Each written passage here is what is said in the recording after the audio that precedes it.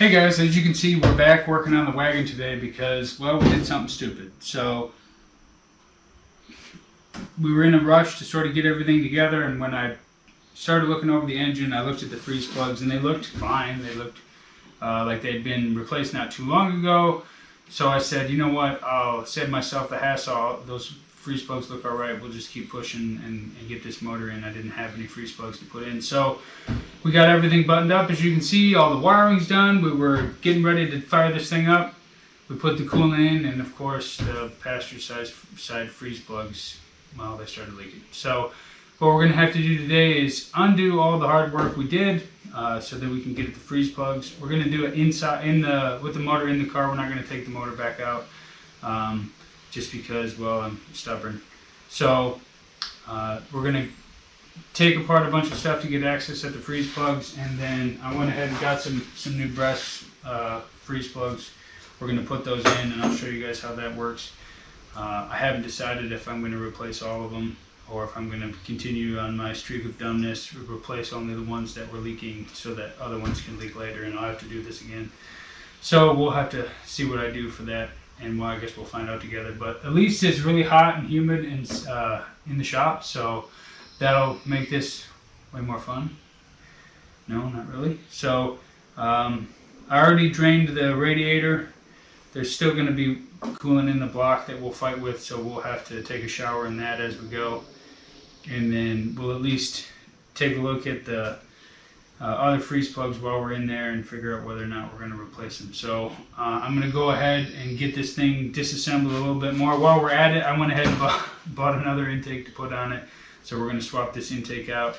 It turns out it had a crack, a hairline crack in it, so it's not holding pressure like it normally would. You can see steam coming out, or you will see steam coming out when the engine gets up to temperature, and it will probably leak. So we're going to go ahead and replace that while we're taking everything apart anyways, since we got the coolant out. I got an Edelbrock torquer intake to put in, just because this has the square intake ports on it, and it was the only thing I could find to get my hands on quick and cheap. So we're going to go ahead and throw that on while we're at it. So since you guys last saw the car, we did a bunch of small stuff.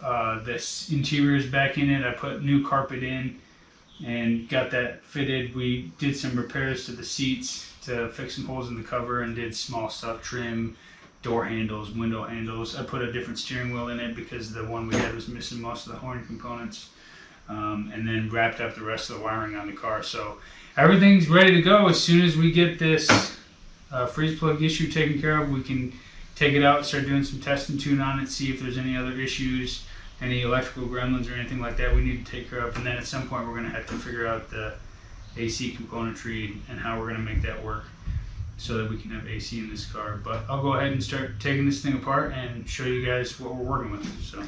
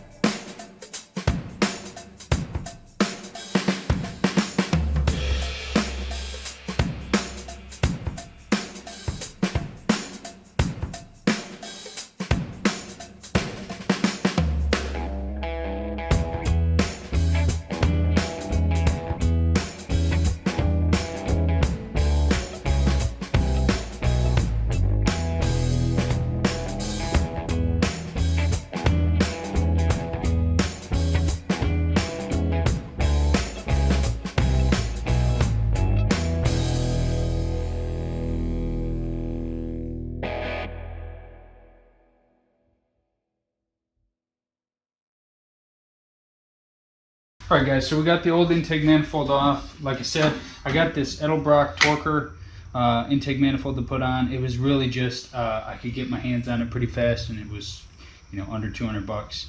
So I figured might as well go with this one. It is used. Somebody wallowed out the holes on it to get it to fit better apparently. So hopefully I don't have any issues with that. So we'll go ahead and get the rest of the gasket material cleaned off of it, off the motor, and then we'll slap this on with some new Velcro gaskets, and then we'll be able to start going after the freeze plugs.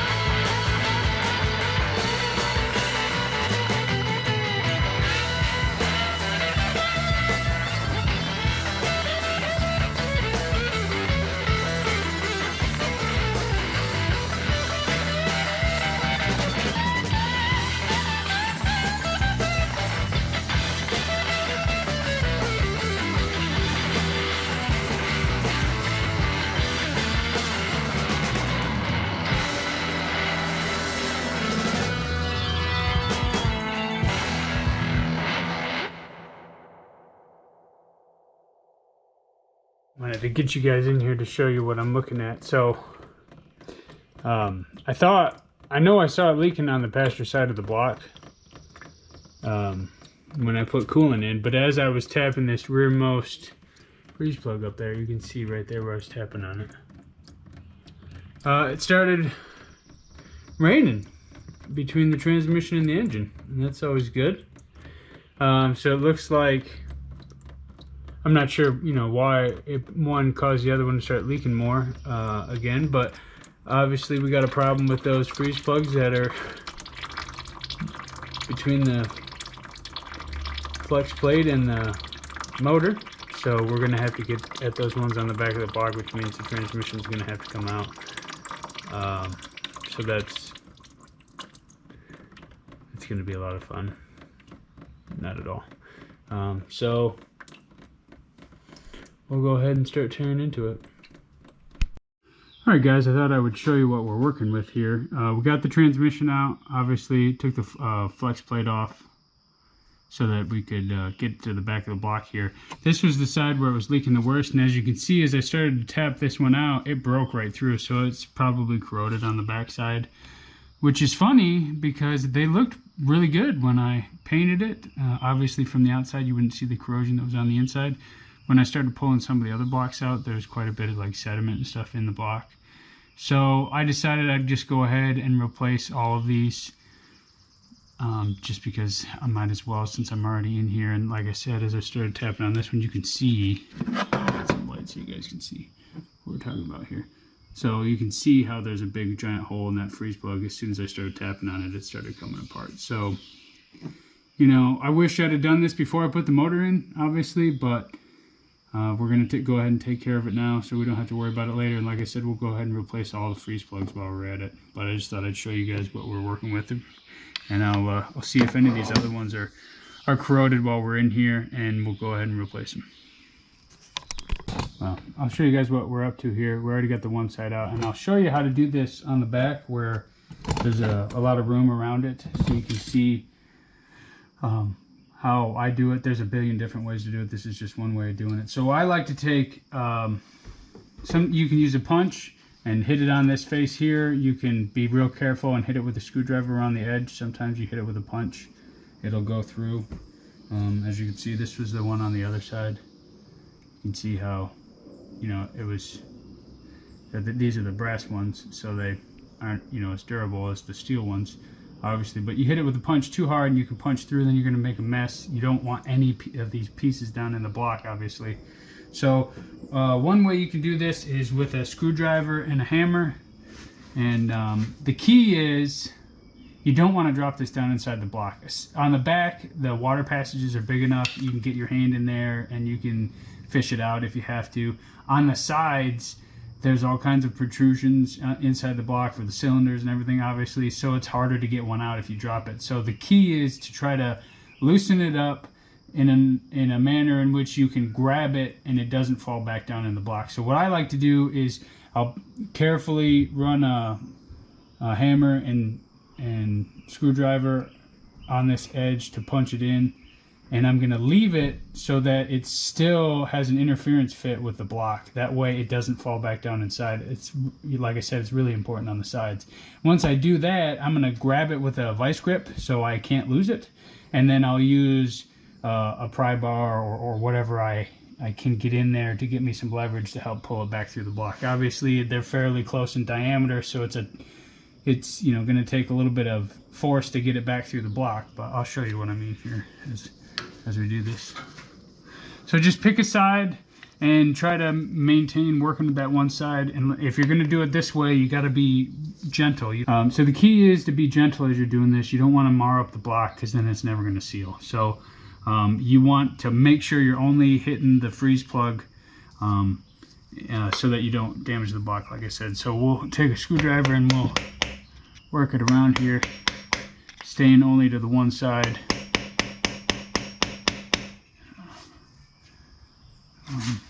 Let me remind you guys here.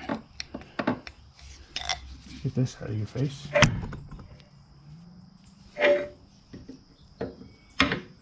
There we go. Get that out of your guys' face there.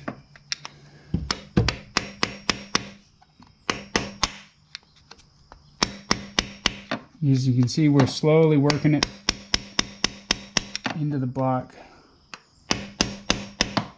making sure we don't mar up any of the edges. Give a couple shots on the inside here to really break it loose. And as you can see, there comes the water, which is going to make a mess. Great.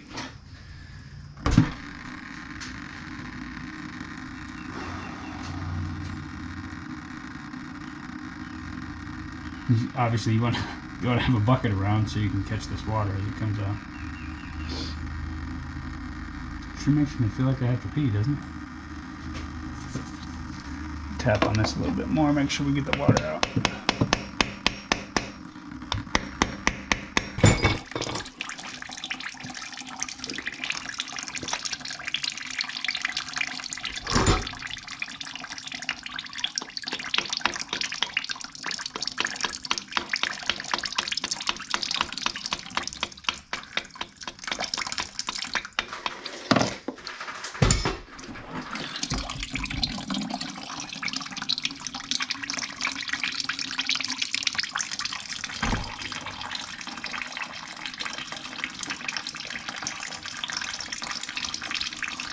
You guys didn't get wet, did you? Maybe a little bit. Like I said, the key, that's why the key here is to go slow. You don't want to just punch the thing through right into the block. So I'll take some vice grips. We'll grab it so we don't, well, if you don't break the vice grip. We'll go ahead and grab it so we don't lose it inside the block.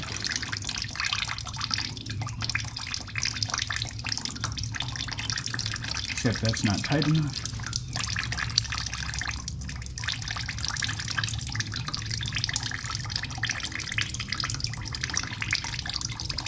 There we go, now we got it.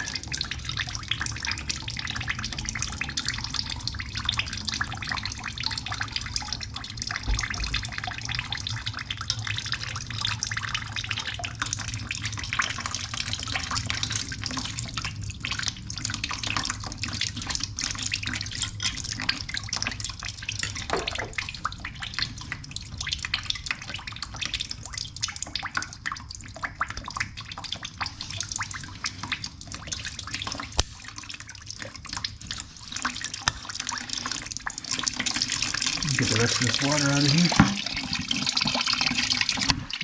Oh, we broke the bucket.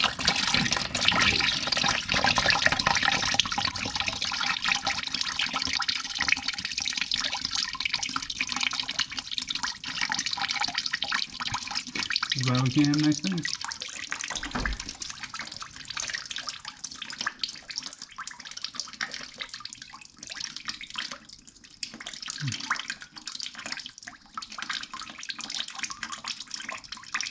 Alright, we got most of the water out of there.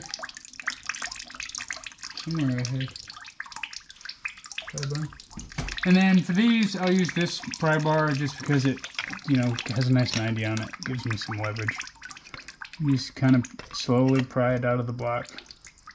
You can pry against the pliers, you can pry against the freeze plug, whatever you gotta do to get it out.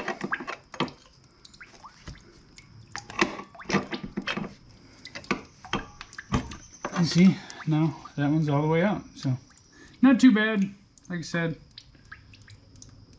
come out fairly easily. The key is just make sure you take your time so you don't drop it inside the block.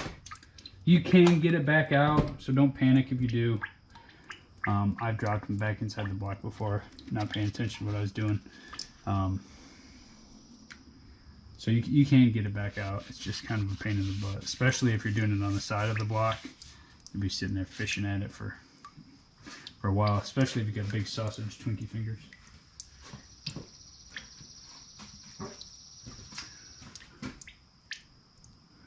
So we'll clean these up. You can use sandpaper. You can use a steel brush, or like even on a drill or an air tool, you know, some kind of, you know, rotary tool if you want. Just make sure you get these cleaned up. There'll be old sealant on here. The key is to get that off. If you got any corrosion, you want that off there. You want a perfect clean surface so that it seals when you go to put the new freeze plugs back in. And since this one over here on the pasture side of the block is dry, we can go ahead and show you guys how to do that over here. So you guys see over there? Yeah, good. So here I've got a wire wheel.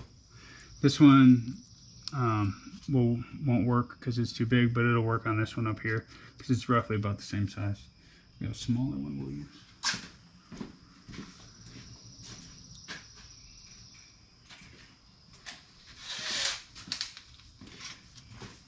So we got a smaller one here. And like I said, the key, we're not trying to remove a bunch of surface material here. We're just trying to get it cleaned up so that we can make a nice clean seal.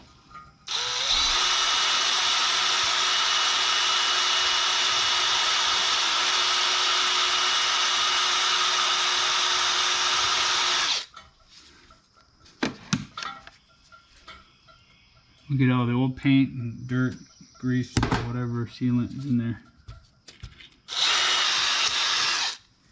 And we'll get a lint-free rag like this. I use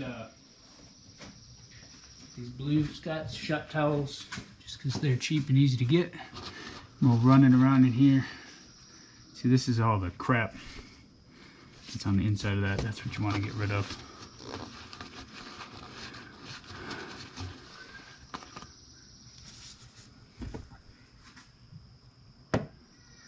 It's pretty clean. We'll hit it one more time, just in case.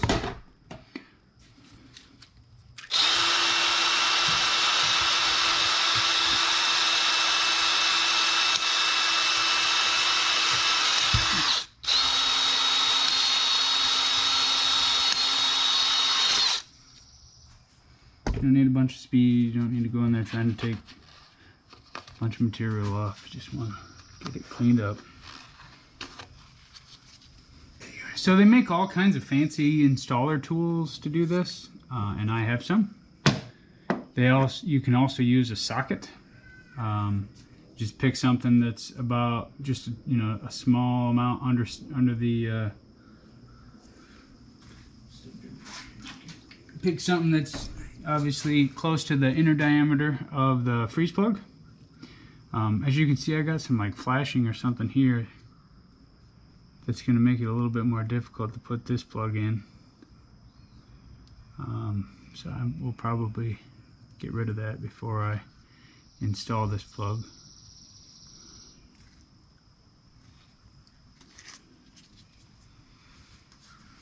And then you'll want to put RTV around this mating surface of the freeze plug so that you have a nice tight seal.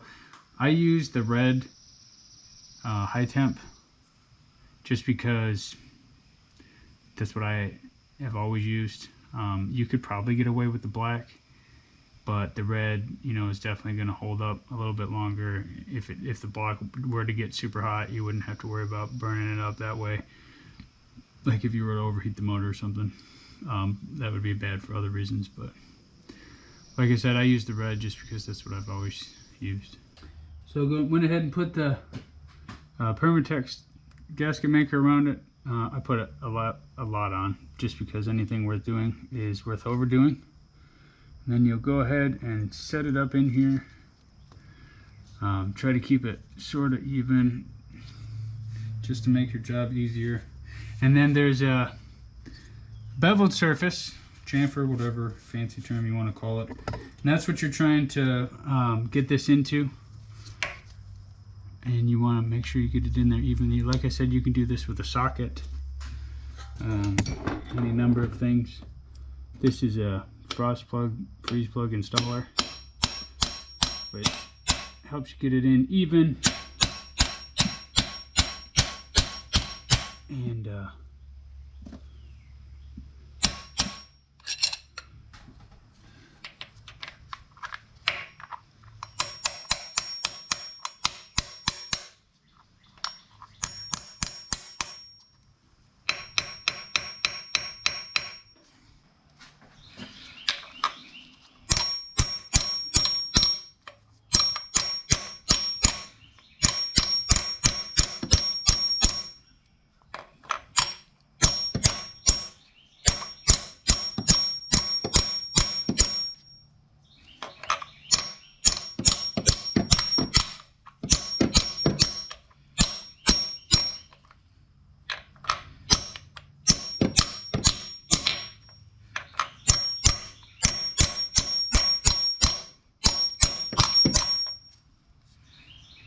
And then we straighten her back out.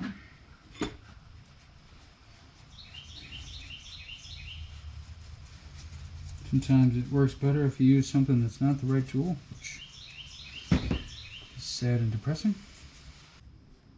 Like I said, you want to do this kind of slow because you don't want to go too far. You'll just knock it right into the block and then you'll have to tear it up pulling it back out. So seat it a little bit and check on it, seat it a little bit, check on it. Make sure you don't go too far in so that you miss that bevel, and then make sure that you keep getting it in there straight.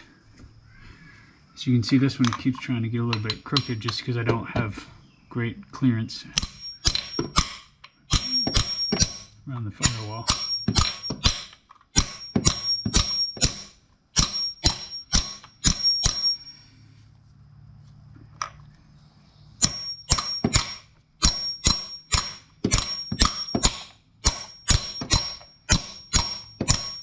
And then as you're going, wipe the excess off the block so you can see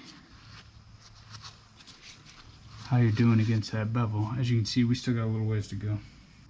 Okay, and that one's all the way seated. As you can see, it's not an overly difficult job. It's just kind of labor intensive because of, you know, you gotta obviously get at these, you gotta obviously say obviously 800 times. But it's a labor intensive job simply because of the fact that you gotta take so much stuff off to get at everything. So that's why, hindsight being what it is, it would have been really smart to do this before we put it in the car and put everything together and act like an idiot. But here we are, we're going to be doing it just the same. If we don't have time to do it right the first time, by golly, we'll do it right the second time. So we'll keep plugging away, no pun intended, that's terrible, at the rest of these plugs. And if we run into anything else, we'll have you guys check it out with us. So I'm going to go ahead and clean up this other one, get it knocked in, and then I'll replace this center one. And we'll pull the block to do the other ones because it's going to be way easier. And I already got everything set up to pull the block back out anyways. So it'll be great. Grand. Wonderful. So here we go. So I got everything back in. I put the whole driveline back together, and I got the front clip in enough to put the cooling system back together. And I figured this time it'd probably be worth pressure checking it before I went too much further, just in case there was an issue with any of the expansion plugs or there was, you know, some kind of problem. So I went ahead and hooked everything up, and then I did a pressure test. As you can see, it's been about almost 20 minutes. I did it up to 10 psi, and I found a couple leaks where the hose clamp that was here was no good. It wasn't clamping down on this tight enough, and I had a couple of loose hose clamps in here. But as you can tell, there's no air hissing, and it's been almost 20 minutes, still holding about 9 psi. So it looks like we fixed the problem with the cooling system anyways, and it's also good news because that means our heater core and everything doesn't have any, big holes in it that's going to get a puddle of Mountain Dew substance in our glove box or something. So that's good. And we'll keep plugging away at this. Now that I know that that works, we'll go ahead and top it off with coolant. I bought a vacuum kit that came with this, or that this tester came in. So I'm going to try filling it that way. I haven't tried that before. It's supposed to make things a lot easier, but we'll see how that goes.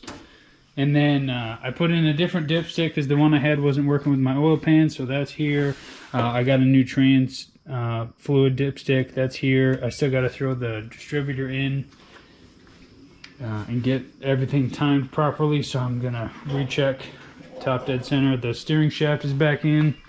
As you can see, I got to put all the wiring back. I made this because of the way that this torquer intake twists the carburetor. The original style throttle cable isn't going to work, so I got one of these low car kits that came with another car we bought and went ahead and threw that in there.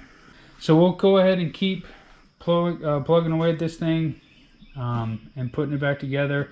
Obviously, like I said, next step is fill it up with coolant. I got some more transmission fluid that I got to get because I didn't have quite enough to fill it back all the way up. And we'll keep plugging away with that. As you can see, we got the interior pretty far along. I don't think I've showed you guys this. We got the front seat, we patched a couple spots, got a different steering wheel because it was missing all the horn mechanism and everything, and that's the SS gauge cluster and everything in there. And I got some other gauges below so we can do oil pieces and oil temp and some other things. And then all the door panels in, put handles and stuff in, so that's coming along. And new carpet, obviously, because the old carpet was pretty nasty. So that is coming along nicely. We'll get it sorted, or some other catchphrase could be inserted there, I suppose. What else is new in this thing? So once we get the rest of this back together, it'll be time to take it out on the road and test it out, make sure everything's working the way it's supposed to. I'm having an issue with the rear brakes where they're not bleeding, so I have to get that figured out as well before we can drive it, maybe. I mean, 50% brakes is better than no brakes, and to me that's good enough. Gotta get the hood back on. I was able to touch base with the guy who owned the car before. He found a bunch of other parts that I'm missing.